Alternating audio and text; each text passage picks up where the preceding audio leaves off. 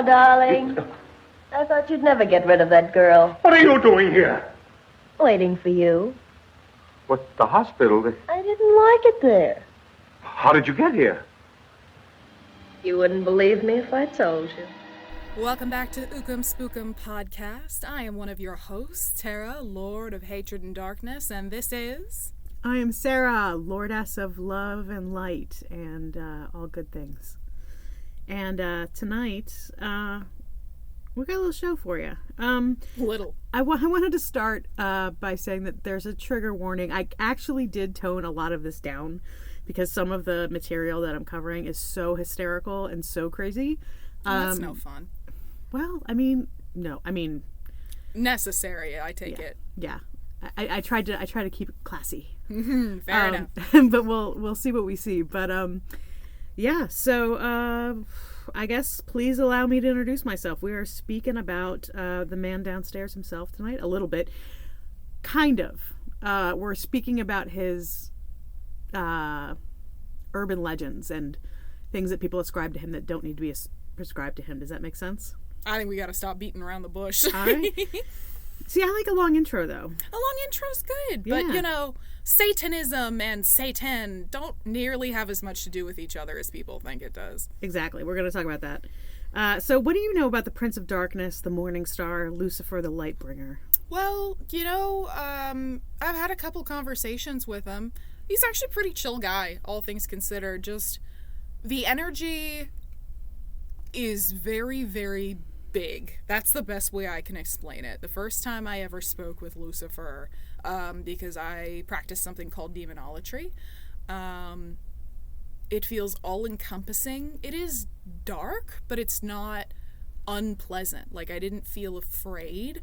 I just knew that whatever this energy, this presence was a lot bigger than me. Yeah.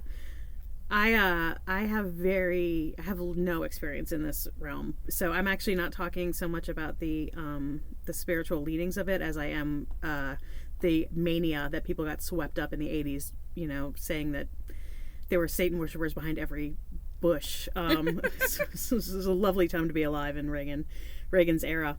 But I think we could have a little intro about like kind of what the Church of Satan is, and then we'll kind of go into how the religion captured the nervous systems of suburban parents at the latter part of the 20th century, and how, if we aren't careful, we can get swept up in the fray once more. Ooh, yippee. So you want to give us a little rundown on the Church of Satan real quick? Yes, I do.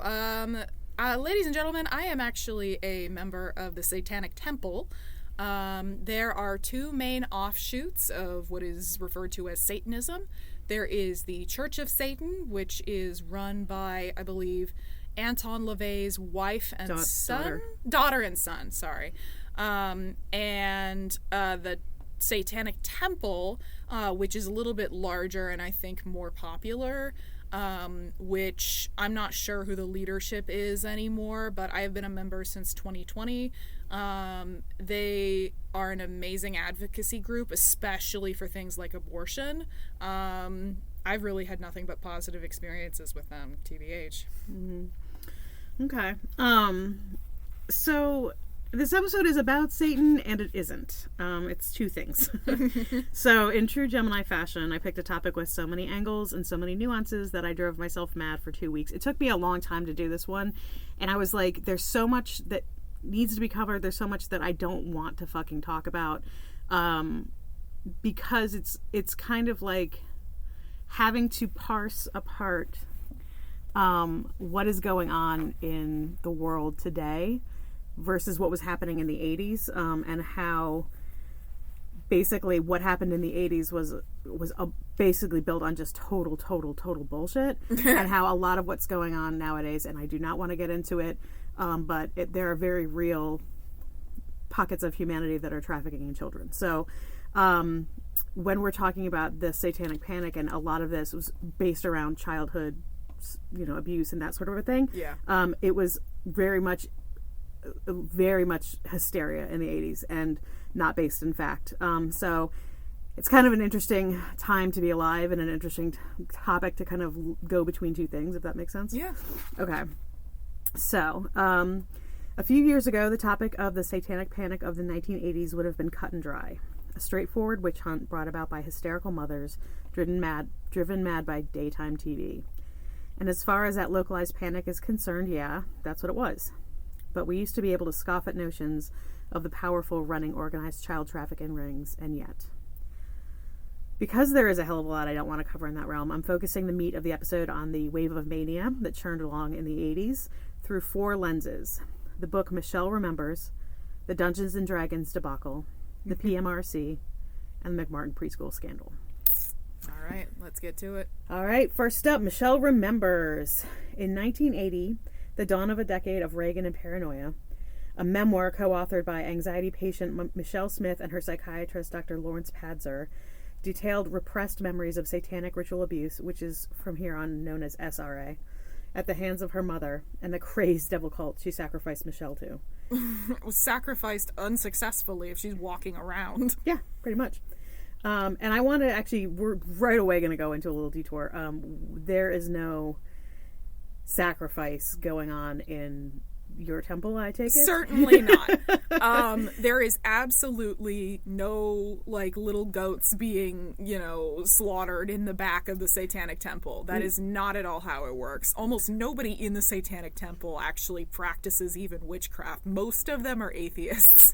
Yeah, it has a lot more to do with personal freedom than it has to, like, deal with making deals with, entities and that sort of a thing. Correct. And so I wanted to kind of jump off on that part right away and just get that out of the way. So when she makes these claims in her memoir, she's doing it out of complete and utter horseshit, basically. So. Yeah, Michelle didn't remember shit. Fun fact. Well, Michelle might have had some memories implanted into her. We're going to get to that in a minute. So, set in Michelle's youth in the mid-1950s, the book details what was referred to as the Feast of the Beast, a 14-month-long glut of sexual, physical, and psychological torture, including but not limited to cannibalism, extreme sacrilege, and having devil horns and a tail surgically attached to her body. Okay, there would absolutely be scars from that. Gonna get into that in a minute. All right. Okay, so this feast supposedly happens every 28 years to elect and initiate new satanic priests. Why 28? I don't know. I didn't make this shit up. Does 28 just, like, give Christians the heebie-jeebies or something? I thought it'd be 66 or some stupid shit. No, I don't know. I just, I'm not a big numerology person. I ignore numbers because they ignore me. Michelle also claims to have been attacked by spiders, which is, okay, sure, and rubbed with dead fetuses. Is it fetuses or feti? The correct Latin would be feti. Gross. Yeah. That's really gross. Compelling stuff. The truth behind it is also compelling. It was a complete farce that gave rise to hysteria that would see innocent lives destroyed before the 80s were out. Oh, really? Yeah. I wonder where they figured that out from. After this Feast of the Beast, she was brought home to safety with her mother, who gave her to the cult to begin with. So why was she put back into that home if that mother had given her over to a satanic cult for 14 months? Okay, to be fair, as someone that experienced a lot of child abuse, CPS does not do shit. Yeah, but there's, I think what is interesting is that the mother abandoned her specifically, and so that there's a whole issue in this book of being a bad mother and what that means for womanhood, and feminism and that sort of a thing. Yeah. And so there's a lot of blame on her mother, and so it was interesting that if her mother was willing to, like, give her up, why was she taking her back and whatever. Yeah, no part of this story makes sense. It's just something that I point out. Yeah. So Padzer recorded her, quote, remembering sessions, a practice that the public felt offered authenticity to the story when they heard it. So the way that it was kind of expressed when I was reading about it was that it was about 6 years after Watergate, and so people were really putting a lot of stock into recordings, like that to them lent this air of authenticity, and that was it's like the sense of, like, when like video footage and stuff started taking off, where it's like Pixar, it didn't happen kind of thing.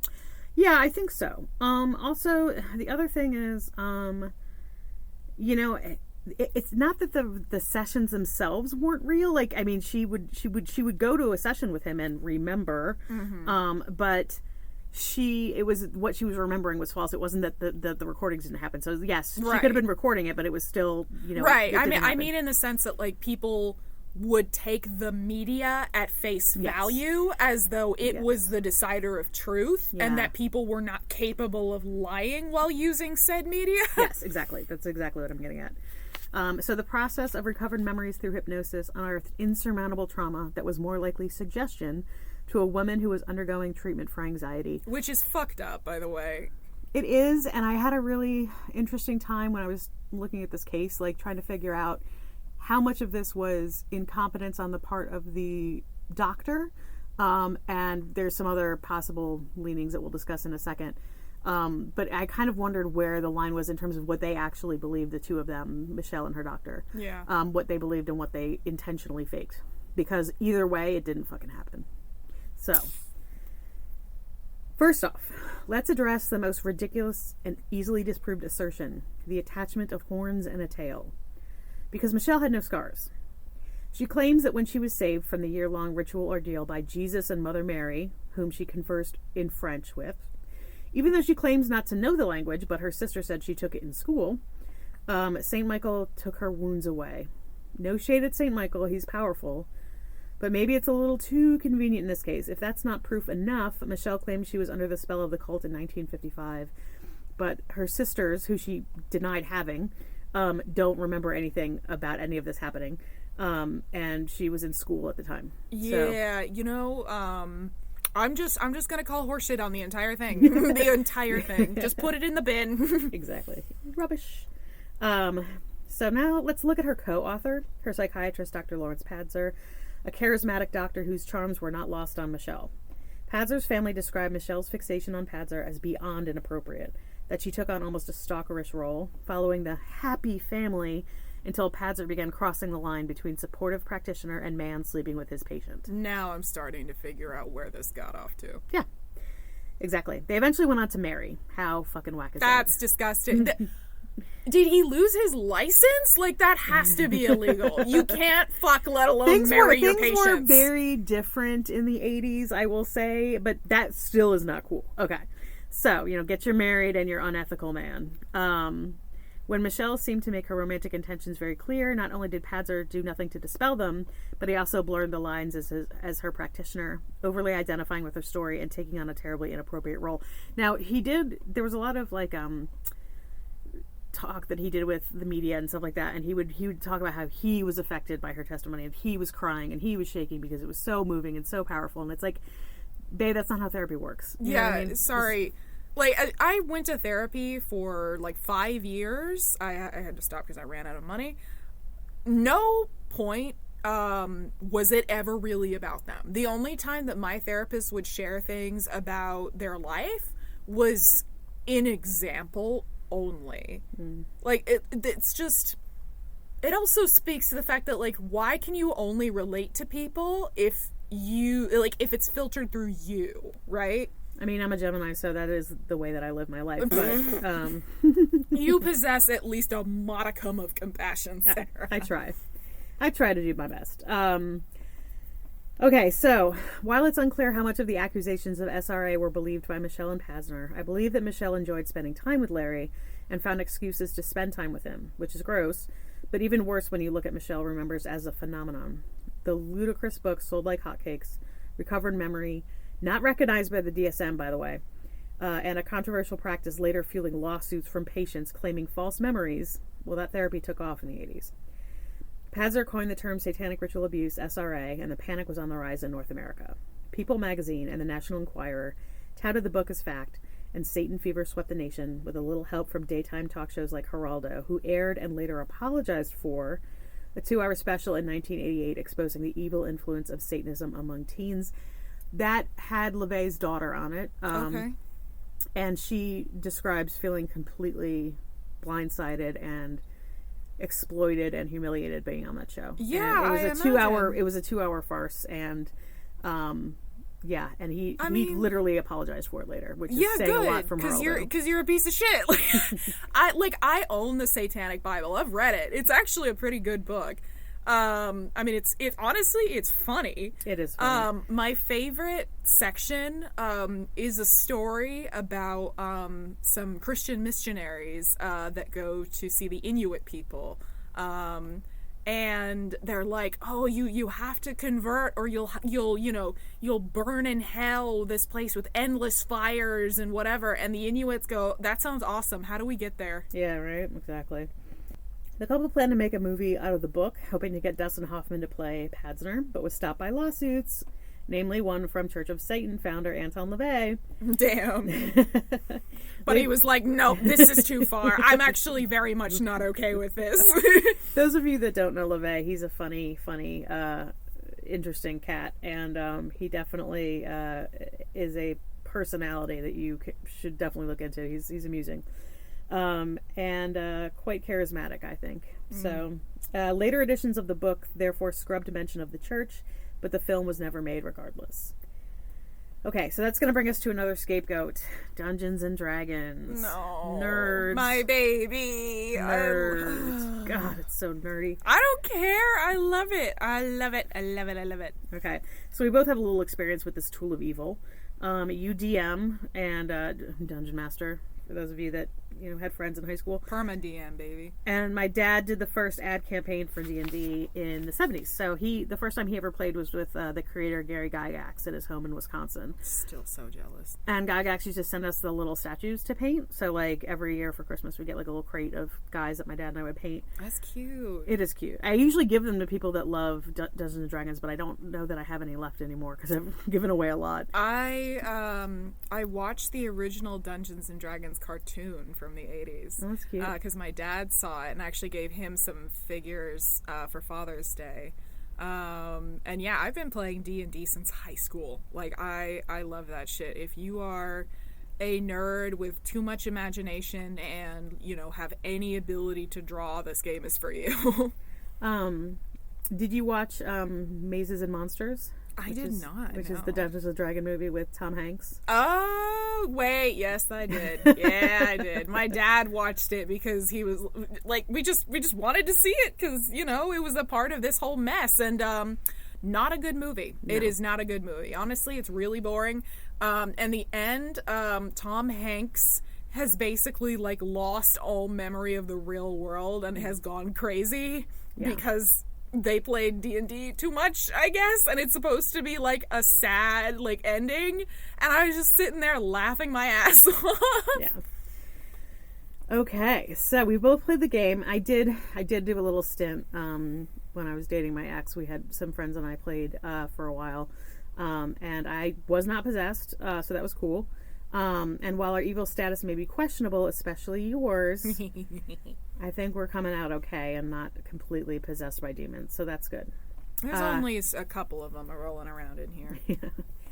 This was, however, a very real fear in the 80s. It can't be understated how influential Reagan, the evangelical movement, and far-right Christianity were to a vulnerable U.S. populace. Damn you, Reagan. I'm gonna, everybody gets to pick an arch nemesis. Mine just happens to be a dead guy. And his name is Ronald Reagan. Mine, I don't know. I know who my celebrity crush is, and that's Dick Cheney. So we're kind of in that is a joke. People always ask me if that's true or not because I joke about it all the time. And yes, it is a joke, but sometimes, jokes become true. So hopefully that won't happen to me. So the seeds were planted in the late 70s before Ronnie took office, and D&D was a perfect whipping boy. Now, it's interesting because D&D got all this bad rap for, being satanic, and at the same time, like, Lord of the Rings didn't, and that, I believe, was in part because Tolkien had, Christian leanings, right? Yes, he was also friends with C.S. Lewis, who was very Christian. Yeah. So I think by sheer association, people were just kind of like, it's fine. Yeah. It also references a lot of Norse mythology, which is, used by a lot of white supremacists because it's the whitest religion that they can think of. So I think there's a lot of things at play there. You can tune into our Nazis in the occult episode for that. So D&D fell under a cloud of suspicion that it was demonic and a gateway to devil worship. This picked up steam when a teenager, Irving Pulling, committed suicide, and his mother claimed it was because D&D possessed him. Irving experienced what today we would recognize as mental illness, but his mother insisted the only culprit was the game. His mother went on to found Bothered About Dungeons and Dragons, or BADD, or BAD, whatever, which railed against the game. This resulted in D&D clubs being pulled from schools, because you used to be able to play it in school. I think you can now. I think Yeah, I was a part of a D&D club in high school. Yeah. Yeah, my ex's daughter does it. But yeah, for a while there, they had them pulled from schools, and concerned parents crusading against what is basically dice, figurines, and imagination. Mrs. Pulling even went so far as to involve herself as an expert in criminal cases, such as when 19-year-old Darren Lee Molitor strangled a teenage girl, and the D&D defense was born. So that was basically a trial where she showed up and was like, hey, I have all this like expert knowledge about Dungeons and Dragons. Let me share this with you and try to get this person arrested based on the fact that he was playing D&D. And they actually ended up not using any of her testimony because they're like, this is crazy. What are you talking about? Wow, a shocking bit of restraint from the police for once. Well, it was in the court. Oh, yeah. Okay. Irving Pulling was not D&D's only victim. University of Michigan student James Dallas Egbert also took his own life. And D&D was once again blamed and turned into a reason why good, ordinary kids were being led astray. Much easier and more salacious to blame demonic forces than to look into mental health treatment funding. Honestly, anytime I hear about this, immediately my mind goes to Footloose. I know that is not at all the point of any of it, but it feels just as asinine, right? Like, oh, dancing is what's gonna make you, join the devil. Sitting with 4 people surrounded by snacks and paper is going to make me sell my soul to Satan. Like, do you hear yourselves when you speak? Mm-hmm. Yes. So I think it's a coincidence that you have affiliations with the Temple of Satan, yes, and that you also play D&D. That could just be a nice little coincidence. I know, I'm kind of I'm kind of the whipping boy here because I do happen to be someone who occasionally talks to Satan and does all of the above things, but those are not related. Okay. So D&D is a fun little diversion that brings nerdy friends together and allows the imagination to run free. It is not possessing people. It is not inviting the Dark Lord into our living rooms. We need to stop letting hysterical arbiters of another religion's morality dictate what we can and can't do as harmless diversion. Amen.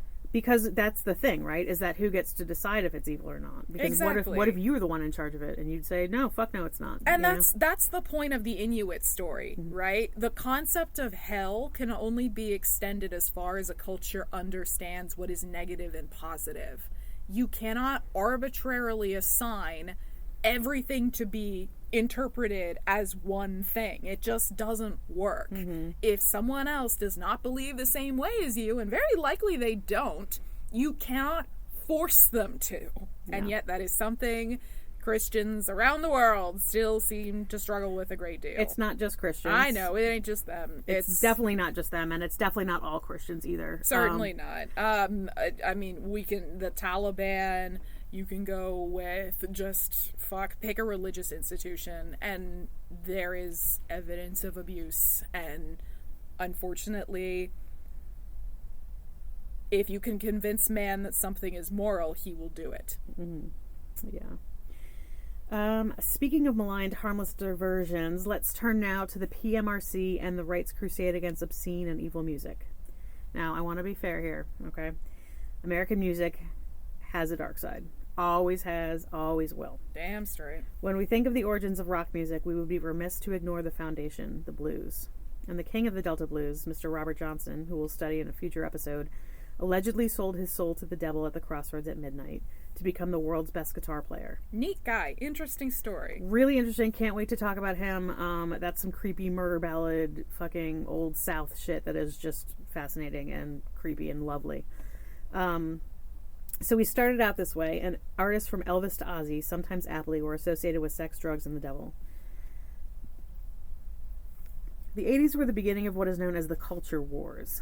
This is perfectly summed up in the book Satanic Panic, Pop Cultural Paranoia in the 1980s by Pierre La Janice and Paul Corupe. Sure. And I love this quote. Highly organized, politically connected, and well-funded evangelical groups were pitted against a secular entertainment industry they claimed was out to destroy the fabric of the nation, their families, their children's very souls. They didn't like sex, they didn't like drugs, they didn't like swearing, and they most certainly didn't like alternate religions. Their most pointed attacks accused artists and labels of brainwashing young people through subliminal messages into worshiping the biggest of a boogeyman, the devil himself. Now, the subliminal messages is interesting. That was the whole backward masking things where you would play the record backwards. I've heard that you play, what is it, Stairway to Heaven backwards, and you're actually summoning the devil or something. Yeah, apparently, according to that theory, there was a message in whatchamacallit, Stairway to Heaven that says, "Here's to my sweet Satan." And so, yeah, all you have to do is play the record backwards, and it is absolute horseshit, just like all of this is. So again, you can find pictures in the clouds, guys.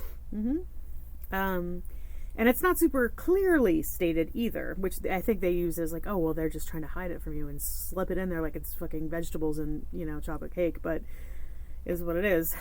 In the year of our Lord 1985, Tipper Gore and other politicians' wives decided to wage a war on subversive music. They founded the Parents Music Research Center, or PMRC, an innocuous title for a group that wanted to take away free speech.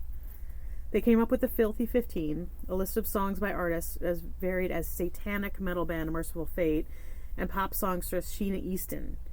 Basically, the PMRC wanted to stamp out sexuality, drugs, and demons from rock music. And I personally think that we can't extricate one from the other. What fun would that be? Certainly not. Oh my god. Listen, guys, I'm asexual, right? If you look at the discography of music that I have in my Spotify, it's gonna make nuns cry. That's all you need to know. Arctic Monkeys alone. So, on September 19th, 1985, the Senate hosted a committee hearing on labeling music. Watching the Senate hearings with the PMRC going head-to-head with musicians such as Dee Snider from Twisted Sister and Frank Zappa to John Denver is gold. The pearl clutching looks all the more hilarious when paired with a surprisingly articulate musician's testimony. My personal favorite is from Zappa. The PMRC proposal is an ill-conceived piece of nonsense which fails to deliver any real benefit to children, infringes the civil liberties of people who are not children, and promises to keep the courts busy for years. In the end, the PMRC agreed to warning labels on albums, a move which simply drove interest in the smut. Record sales increased. Talk about backfiring. Literally, the parental advisory sticker is an aesthetic in of itself. Like, I had a lanyard that was just that logo printed over and over again. Yeah. The more you make something taboo, the more people want it. You would think Prohibition would have taught you guys something. Oh, it did not. I mean, look at weed. Nope. So, also go back to our episode on Pod, which was our first episode. Remember that? Oh, yes. Innocent sweet times. Sweet summer children. If the PMRC's aim was to protect the children, it didn't seem fruitful or possible to start arbitrarily applying censorship according to some random person's rules. Black Sabbath is not the reason that children are being trafficked in very real circles. When we choose to scapegoat a phenomenon that is neither the actual when it's not the actual culprit, we are missing the mark, compounding problems, and ruining lives. It's with that in mind that I move into the most tragic of all the Satanic Panic examples, McMartin preschool scandal. So this one's really upsetting on a lot of different levels, and I think what happened in this case is a travesty, so I'm going to probably treat it a little bit more seriously than we do most of our topics, right? Yeah, you're not going to hear me get cute and funny in this one, Yeah. In 1983, a mother of a preschool student at the McMartin Preschool in Manhattan Beach, California, claimed her son was abused at the school. The police sent a letter to 200 past and current parents saying they were investigating abuse claims. This is a horrible idea. They sent a letter to parents basically putting the idea in their head. That which is not... Yeah. Please, give parents even more reasons to just have aneurysms about what their kids could be doing at school. And this is another thing, too, that kind of harkens back to Michelle Remembers, where it's there's a lot of blame placed on the mothers who had to be career mothers that had to put their children in daycare. Yeah, which... If you kept them home, this wouldn't have happened. Yeah. You evil woman. Exactly, which, frankly, again, without getting, too personal with myself, both of my parents were abusive. My mom was much worse than my father. The reason that she was not because she was an engineer with a master's degree and was extremely intelligent, right? it was because she was a piece of shit. Like, intelligence in women does not lead to cruelty. Y'all need to drop that fucking bone. I don't think it's so much that as it's more about, like, I guess independence in women more so than intelligence. Yeah, but same yeah. diff. I mean, I think it was literally a means of control of, like, we need to stop sending kids to daycare. We need to have the women home. And Well, that yeah, sort of it's thing. a shaming tactic, Yeah, right? yeah. You know, oh, you women, you let your children be cared for by a stranger. Look what you did, Yeah. right? And, you know, maybe if society was a little different, we wouldn't need to be doing all that. But there we go. So the police sent the letter home to 200 past and current parents saying they were investigating abuse claims. And from this one case sprang hundreds of allegations of fantastical SRA against 360 students. Okay, they claim that 360 Jesus students were fucking abused. Christ. Everything from students being flown by plane to attend satanic rituals during school hours, mind you. So basically flying to, say, Boston from California and then back in the course of one day. Which is frankly impossible. Is completely fucking impossible. And being flushed down the toilet to witness rituals in the basement. I mean, the children were saying this stuff, and there's a really good documentary about it. And they talk about the interview tactics at what I would consider interrogation tactics. My dad was an interrogator, and she leads with a lot of it, like leading questions with these kids, and she used puppets, and she was the one that was like the show me on the doll where he touched you. Jesus. Yeah, so that's kind of where and she was proven to be a total fraud, and I will get into it a little bit more later, but I was getting carried away because this one really upsets me. Yeah, so they were saying that they were flushed down the toilet to rituals in the basement. Obviously impossible, but the children's claims, mostly elicited from leading questions and pressured interrogations, implicated Ray Buckey, Virginia McMartin, and Peggy McMartin Buckey, and other teachers at the school. 4 of the teachers were elderly women, which breaks my heart. Those poor... First of all, this is what year again? Hold on. It's like 1983. 83. Yeah, so it starts in 83, and Okay. it doesn't get wrapped up until basically the end of the 80s. Right. Something I'm just going to mention to y'all here. This was not universal, but just to put it out there.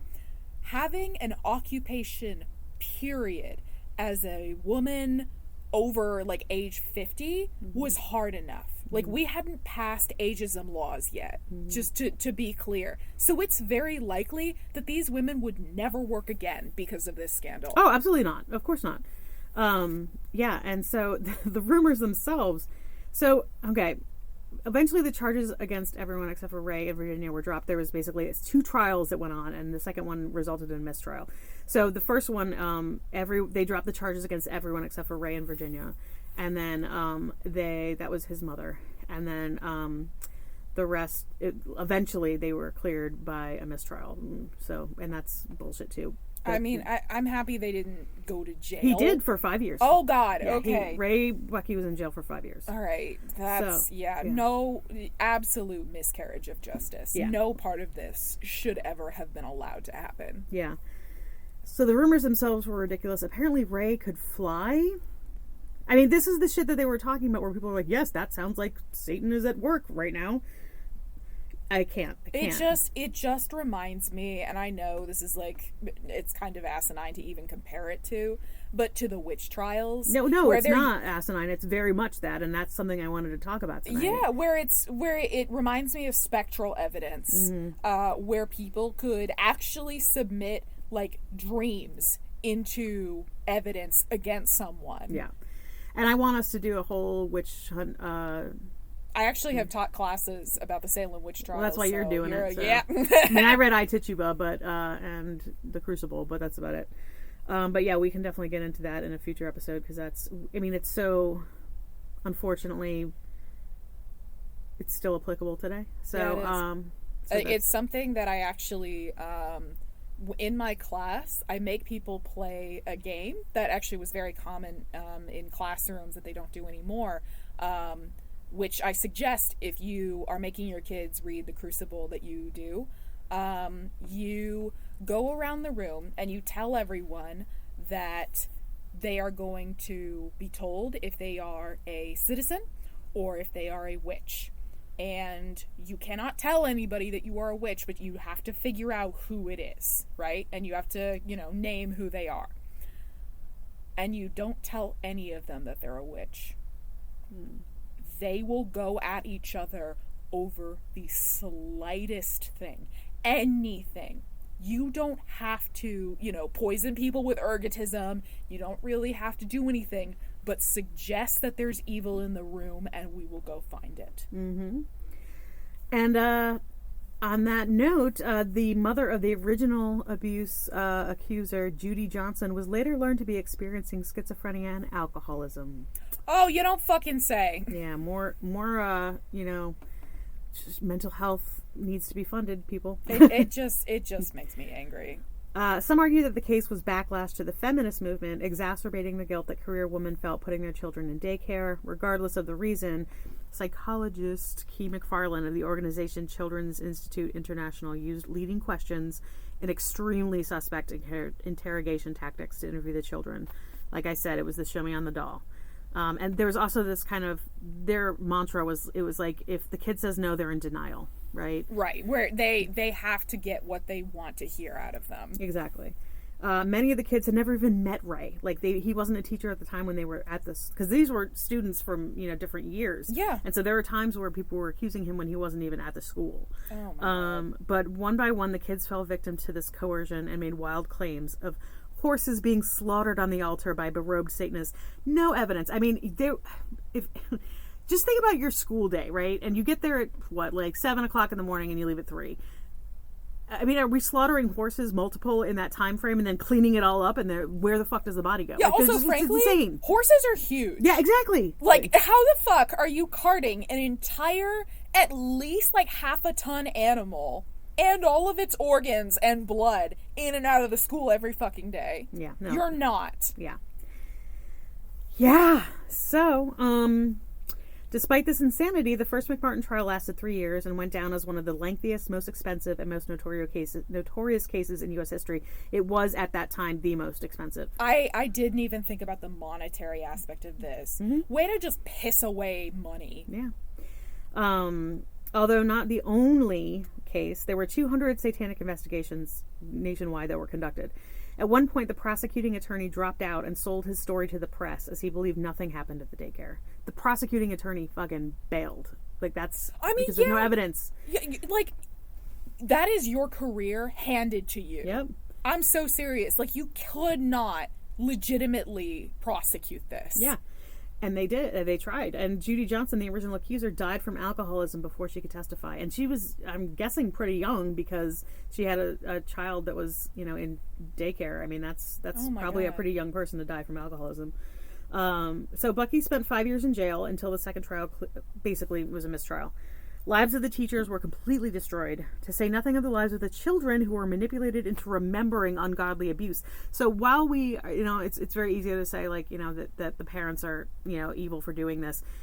I mean, the kids are now having these memories implanted of horrible things happening to them. I mean, they're victims. And the parents, a lot of times, they're not super bright, but at the same time, I also kind of feel like they're victims too. Okay, if the suggestion is in the room, you're going to run with it. It's not these people's fault. They should have used at least a modicum of common sense to understand that some of this is just not fucking possible. Mm-hmm. But if that is your religion, if that is your belief structure, and all of a sudden it's in the room with you, what are you going to do? Yeah. Especially if it's your young child. Mm-hmm. So in these 200 satanic investigations, the people accused of SRA were usually either not convicted or had their sentences eventually overturned, and the interview techniques used were condemned. But the damage was done. I mean, these people, their lives were ruined. Ray Bucky went into hiding. You don't get to take that shit back. Yeah, exactly. So why do they want to cover this topic? I can't imagine why things like witch hunts, censorship, and seeing evil demonic forces in everyday life would be relevant. I want to talk about this. Demons in everyday life. And I want to talk to you about this because it's interesting. I'm very fascinated in our line of work, and we work in a store where we do a lot of spiritual work. And there are lines everywhere, right? And they're arbitrary and they get erased and everything. And so I'm interested in this whole concept of are these people out of their fucking mind for thinking there's demons every day? I mean, I think they are, right? I do. But I want to hear your take on it because I know that you work in demonology more than I do. So yeah. So for one thing, we don't really consider demons in the same way that like Christians do, right? They're not like these horribly like misshapen, disfigured people that just want your soul and, you know, blood sacrifices and things like that. They're typically just really old gods. Like figures like Baal and Beelzebub are actually Mesopotamian deities. Lilith is a Mesopotamian wind demon, actually, or spirit. Originally a race of spirits. It is a purposeful misrepresentation of these figures to make Christianity more palatable to colonized lands. Well, not right? even just palatable, but like, you know, if we can teach people to be afraid of things, then we can control them. Exactly. And we know that that is true. So that's part of it, I think. I also think, you know, it's just, it's so reductive how people can kind of state that, like, you know, it's just very easy to blame demons rather than it is to look at actual causes for problems, at things like mental health, things like that. And also, you know. And frankly, just human failure. Yeah. Sometimes we just get shit wrong. Yeah. We just make stuff up. And you gotta be okay with that sometimes. Like, I'm also somebody that does a lot of baneful work, both applying and fixing it, right? So many people come to me, whether it's at the shop or wherever else, and they're absolutely convinced that they have been cursed. And I ask them the same thing every time, which is, okay, tell me what's going on. You know, how long has this been going on? Stuff like that. Almost always, they are blowing it out of proportion because they're scared and they don't know what else to call it, right? Because again, if all you've been fed from, you know, childhood to now is that, you know, oh, if I experience a string of bad luck, a demon is trying to come for my soul, right? What do you do in that situation? You run right back into the arms of the church. So I want to ask you, as this is something that I wanted to bring up just as a curiosity on my own behalf, of what are the benefits per se of working with demons? I would say they're very efficient. You don't have to spend as much time building a relationship with them as you do like other deities, like especially Greek deities. There is an actual word for relationship building with Greek deities, where you are expected to basically give offerings for an extended period of time before you ever actually ask for anything, let alone like begin a long-term working relationship.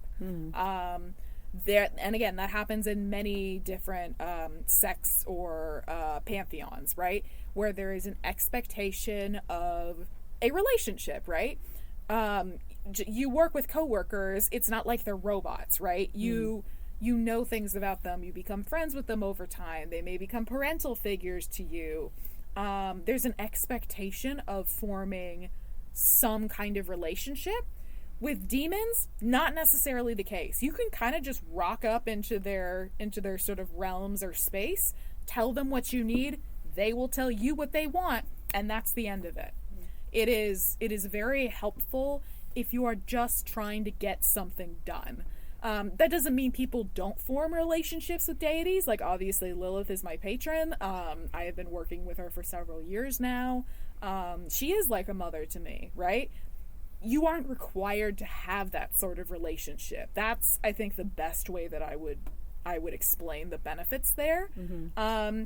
You do have to be specific with what you want, because they will get it to you in short order in whatever way they can, right? Because again, they don't have that relationship with you. They don't necessarily need to, like, it's not genie rules, obviously, but they don't necessarily need to, like, consider everything if you've essentially put a check in front of them and you're like, hey, can you do this for me? They're like, all right. And they do it in the fastest way possible. Yeah, and I also want to, draw a distinction between, like, supposedly evil entities and demons. Correct. I like to call them parasitic entities because that's more accurate to what they're doing. Yeah. Okay, so I also like to point out that Satanism and Luciferianism are two different things. Satanism is, again, like kind of what we've been talking about here. It is the generalized belief in oneself as one's, like, deific center. So there's like certain satanic like tenets or laws, which basically boil down to don't be an asshole to other people. If you want to do something and it doesn't hurt somebody, you are entitled to do it. Luciferianism is the explicit worship of Lucifer as a deity. Yes. So there is definitely a distinction there, and I think that people confuse that a lot. And it's kind of one of the reasons why I wanted to bring this topic up, is because it's kind of interesting that there's still so much of a stigma about all of this. And I would say that, like, at least what I understand about the like specifically the Church of Satan is that a lot of the tenets and everything, it's kind of done tongue-in-cheek, right? It's kind of like there's like a sense of humor or like showmanship to it.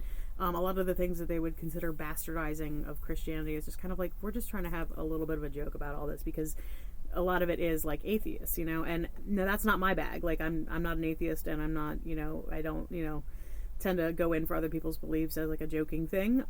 But I get it, and I do think that it is interesting to point out that a lot of it is just, don't take it so fucking seriously. Yeah. So. Honestly, that's a lot of it. Like the 7 fundamental tenets of Satanism, I just pulled them up here.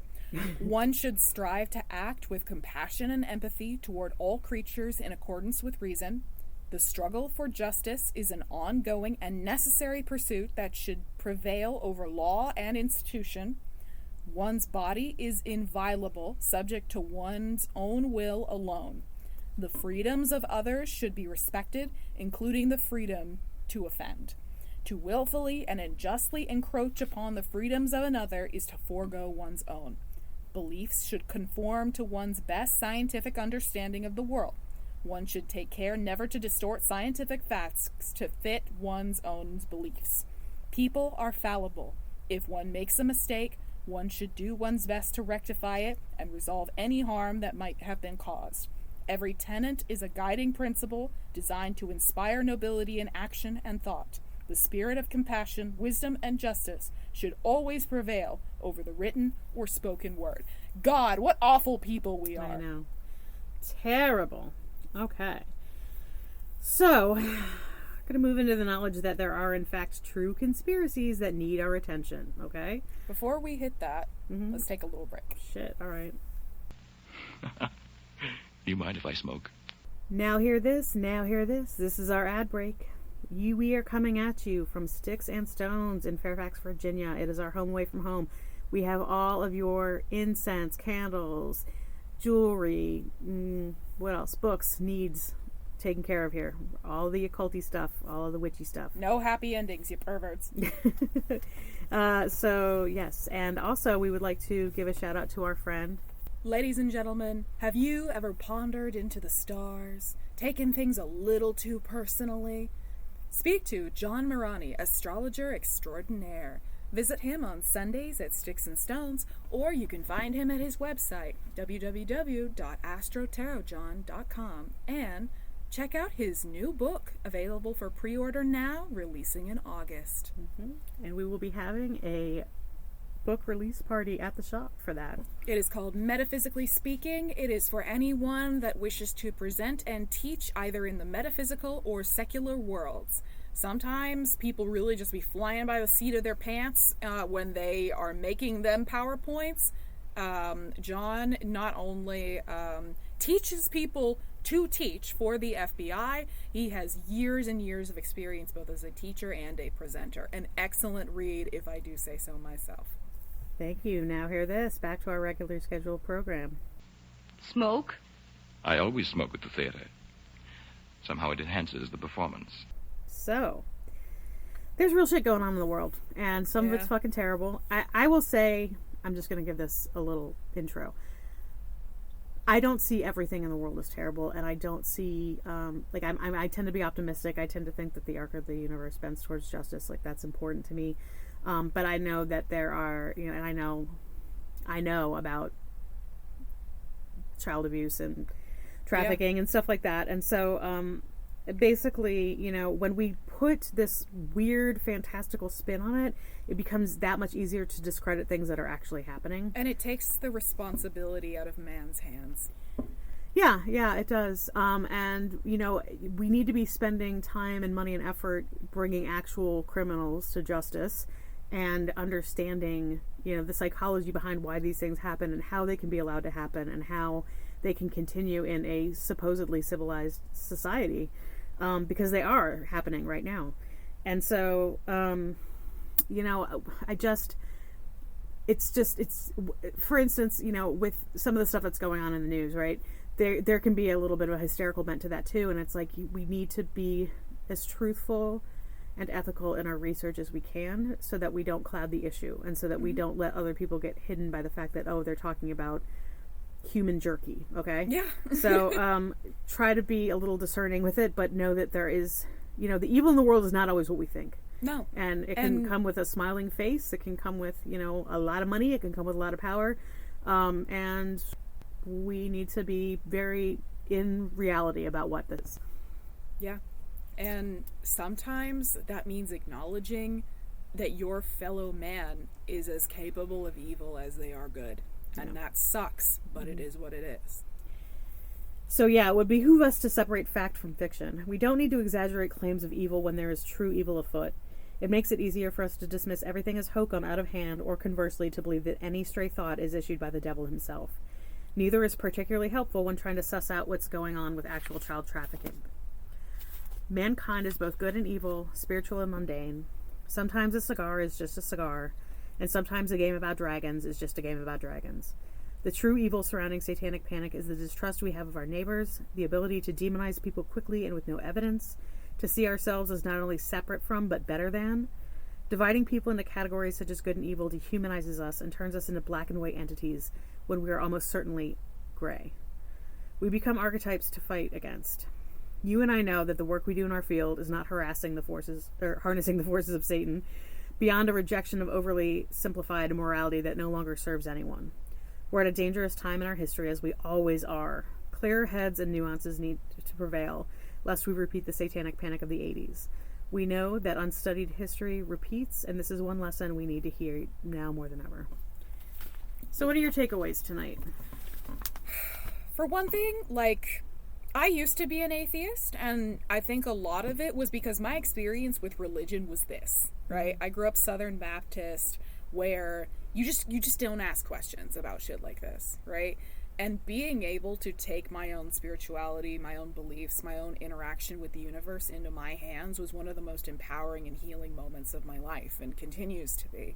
And it makes me really fucking sad that people can't just even enjoy themselves without someone thinking that Satan has a hand in it, Again, life is hard enough. I tell people this all the time. Life was meant to be enjoyed. And yet there are people all around you that try to diminish it for their own personal gain.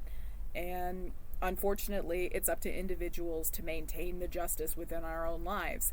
And that sucks, but there is a responsibility in that, Mm-hmm. And I guess my topic is, really, really trying to be careful and intentional with the words that we use, because they have power and meaning. And to not paint everything with a big broad brush about, demonic influences and everything like that. Or any influence, to be fair. I mean, we do have a certain experience, and you'll hear us speak very critically of Christianity on this podcast. It is also transformative for so many people's lives. So many people find genuine good in Christ, in Jesus, in the Word, in any Abrahamic religion. And that's not something I'm trying to discredit. It's just understanding that we as human beings have responsibilities to each other that come before our personal beliefs. Yes. So I would say, be very thorough when you're doing research into crimes, I guess. The Big Martin preschool thing is the one that I'm thinking of right now, where it's kind of like, we want to make sure that we are being fucking discerning and knowing that, hey, it's probably not possible to fly from, Manhattan Beach to Boston and back in, with time in between for ritual. I mean, just the layovers themselves, my God. But, when we're talking about this, we have to, cooler heads need to prevail, right? Because you can start throwing stones. The witchcraft or the witch hunts and everything like that, that is something that is You couldn't even make it out of the LAX airport in that amount of time. Yeah. And so when we need to look at things logically, basically, is what I'm trying to say. And when it comes to, demonology and stuff like that, it's not my practice, but it is definitely, I love the tenets that you were bringing up with the Church of Satan. Yeah. Or the Satanic Temple. Satanic Temple. Either way.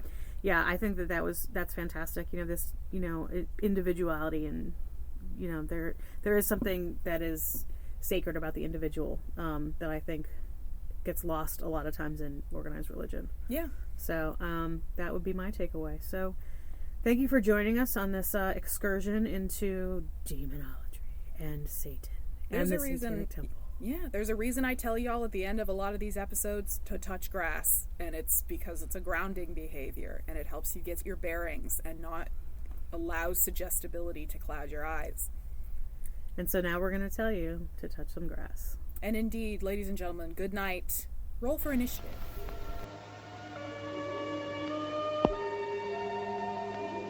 That was one of the most enjoyable half hours I've ever spent. Oh, well, Vera, how could you? Poor Ruth.